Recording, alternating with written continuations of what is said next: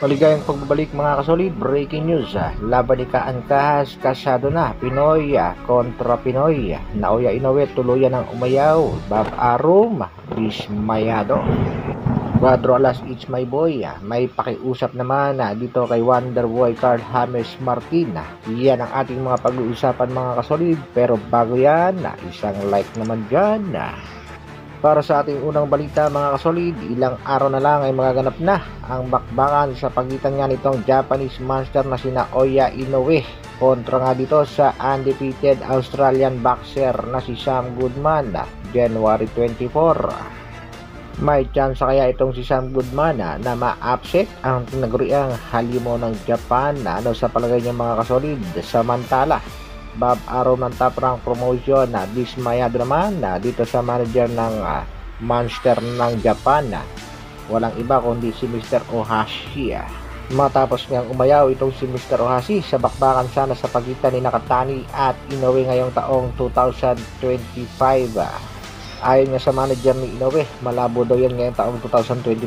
Posible daw taong 2026. Alam naman natin na itong Inoue kontra Nakatani ang inaasam na laban ni Bob Arum.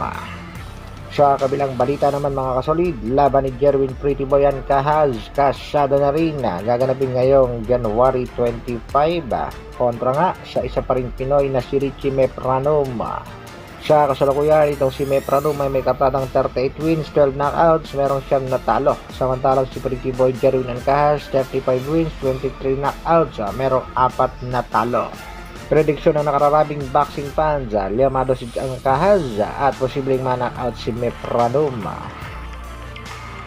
Sa kabilang balita naman mga kasolid, latest update sa nag-iisang angas ng Pinas, Cuadro Alas, General Casimiro. At may matinding banta nga itong si angas ng Pinas sa susunod niyang makakalaban. Ikaw na makakalaban ko, tandaan mo, huwag kang tumayo sa harap ko dahil sigurado gugulong ulo mo. May pakiusap naman itong si Cuadro Alas It's My Boy sa isa sa mga alaga nitong si Mr. Shan ng MP Promotion. Walang iba yan mga kasolid kung hindi itong si Carl James Wonderboy Martin. Ayon niya kay Cuadro Alas It's My Boy, Martin, gusto ka daw kalabanin ni Tumwa. Pagbigyan mo na, bibigyan ka daw ng balato niya. Ayon naman sa ilang boxing fans, malabong palaga ni Martin itong si Pilipus ni Tumwa dahil itong si Martin nakapila na para sa The Monster ng Japan na si Naoya Inoue dahil sa kasalukuyan siya ay rank number 2 sa WBO.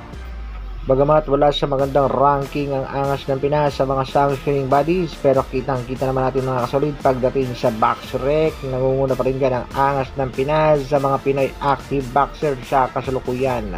Kaya abangan lang natin mga kasolid ang siguradong laban ng nag-iisang angas ng Pinas ngayong taong 2025. Hanggang dito na lang muna mga kasolid. Maraming salamat sa patuloy na pagsuporta at panonood.